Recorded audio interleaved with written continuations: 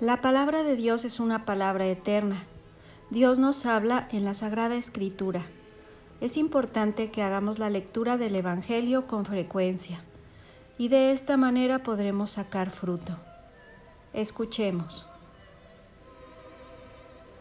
El cielo y la tierra pasarán, pero mis palabras no pasarán. Son palabras eternas las de Jesús, que nos dieron a conocer la intimidad del Padre y el camino que habríamos de seguir para llegar hasta Él. Permanecerán porque fueron pronunciadas por Dios para cada hombre, para cada mujer que viene a este mundo. Muchas veces y de muchas maneras habló Dios en otro tiempo a nuestros padres por el ministerio de los profetas. Últimamente, en estos días, nos ha hablado por su Hijo. Recogemos estas palabras de la carta a los Hebreos. Pero estos días también son los nuestros. Jesucristo sigue hablando y sus palabras, por ser divinas, son siempre actuales. Toda escritura anterior a Cristo adquiere su sentido exacto a la luz y la figura de la predicación del Señor. San Agustín, con una expresión vigorosa, escribe que la ley estaba preñada de Cristo. También en otro libro nos dice el Santo Doctor: leed los libros proféticos sin ver en ellos a Cristo. No hay nada más insípido, más soso, pero descubrir en ellos a Cristo, y esto que leéis no solo se vuelve sabroso, sino embriagador. Él es quien descubre el profundo sentido que contiene la revelación anterior. Entonces les abrió el entendimiento para que comprendiesen las Escrituras, nos dice el Evangelio. Los judíos que se negaron a aceptar el Evangelio se quedaron como con un cofre, con un gran tesoro dentro, pero sin la llave para abrirlo. Sus entendimientos, escribe San Pablo a los cristianos de Corinto, estaban velados y lo están hoy por el mismo velo que continúa sobre la lectura de la Alianza Antigua, porque solo en Cristo desaparece. El Concilio Vaticano II nos dice que el fin principal de la economía antigua era preparar la venida de Cristo, Redentor universal y de su reino mesiánico. Dios es el autor que inspira los libros de ambos testamentos, de modo que el antiguo encubre al nuevo. Es muy conmovedor en este sentido el diálogo entre el apóstol Felipe y el etíope ministro de Candace, que leía al profeta Isaías. ¿Entiendes por ventura lo que lees?, le preguntó Felipe. ¿Cómo voy a entenderlo si alguien no me guía? Entonces, comenzando por esta escritura, le anunció a Jesús. Jesús era el punto clave para comprender. San Juan Crisóstomo comenta así este pasaje de los Hechos de los Apóstoles.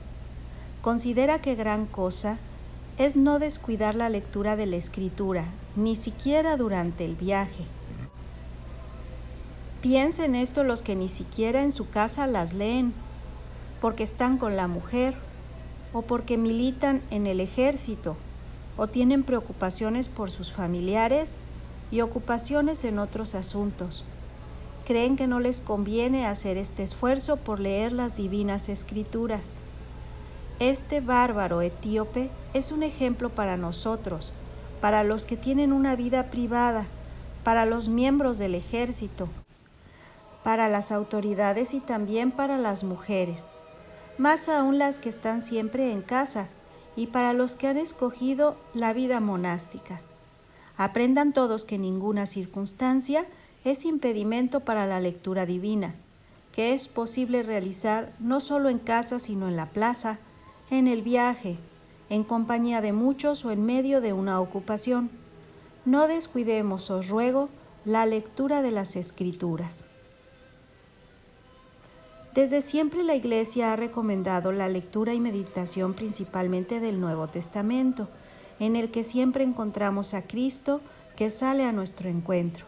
Unos pocos minutos diarios nos ayudan a conocer mejor a Jesús, a amarle más, pues solo se ama lo que se conoce bien.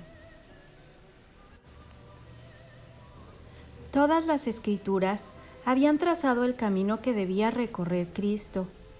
Todas eran en cierto modo anunciadoras del Mesías. Los profetas habían descrito este día y deseado verlo. Los discípulos reconocerán en Cristo al que tantas veces y de tantas formas fue predicho y anunciado. Cuando San Pablo tenga que defenderse de las amenazas del rey de Agripa, arguirá simplemente que se limita a anunciar el cumplimiento de lo que ya predicaron los profetas. Con todo, no es Cristo quien mira y obedece a los profetas y a Moisés. Fueron estos los que en sus descripciones por inspiración divina se sujetaron a lo que sería la existencia del Hijo de Dios. Moisés escribió acerca de él, y Abraham, vuestro padre, se regocijó pensando en ver mi día. Lo vio y se alegró, nos dice Jesucristo. También vemos cómo en el Evangelio Jesucristo se aplica así las viejas figuras: el templo, el maná, la roca, la serpiente de metal. Por eso dirá en cierta ocasión: escudriñad las Escrituras, ellas son las que dan testimonio de mí. Cuando en el Evangelio leemos que el cielo y la tierra pasarán, pero no sus palabras, nos señala de algún modo que en ellas se contiene toda la revelación de Dios a los hombres, la anterior a su venida, porque tiene valor en cuanto hace referencia a Él, que la cumple y la clarifica, y la novedad que Él trae a los hombres, indicándoles con claridad el camino que han de seguir. Jesucristo es la plenitud de la revelación de Dios a los hombres.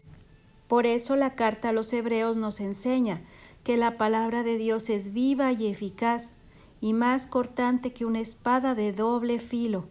Penetra hasta la división del alma y del espíritu, de las articulaciones y de la médula, y descubre los sentimientos y pensamientos del corazón. Nos dice el Salmo 118: cuán dulces son a mi paladar tus palabras, más que la miel para mi boca.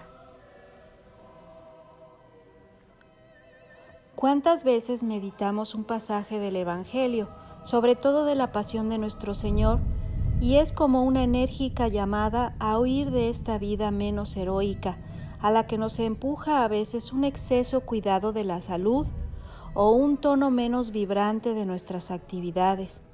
No podemos pasar las páginas del Santo Evangelio como si fuera un libro cualquiera. ¿Con qué amor era custodiado durante los siglos antiguos, cuando solo algunas comunidades cristianas tenían el privilegio de poseer una copia o unas páginas? ¿Con qué piedad y reverencia sería leído? Su lectura, enseña San Cipriano, a propósito de la oración, es cimiento para edificar la esperanza, un medio para construir la fe, alimento de la caridad, guía que indica el camino. Qué error tan grande el no leerlo. Es como caminar a ciegas en un terreno pedregoso. ¿Hacia dónde caminan tus pasos si no lees el Evangelio? San Agustín señala en sus enseñanzas como lámparas colocadas en un lugar oscuro es la palabra de Dios. Siempre esclarece nuestra vida. Para sacar fruto de la lectura y meditación, piensa lo que allí se narra, las obras, los dichos de Cristo. No solo has de saberlo, sino has de vivirlo. Todo, cada punto relatado, se ha recogido detalle a detalle para que lo encarnes a las circunstancias concretas de tu existencia. El Señor nos ha llamado a los católicos para que le sigamos de cerca, y en ese texto santo encuentras la vida de Jesús, pero además debes encontrar tu propia vida. Aprenderás a preguntar tú también como el apóstol lleno de amor: Señor, ¿qué quieres que yo haga? La voluntad de Dios oyes en tu alma de modo terminante. Pues toma el Evangelio diario, léelo, vívelo como norma concreta. Así han procedido los santos. Así has de proceder tú. Y podrás decir como el salmista: tu palabra es para mis pies una lámpara, la luz de mi sendero.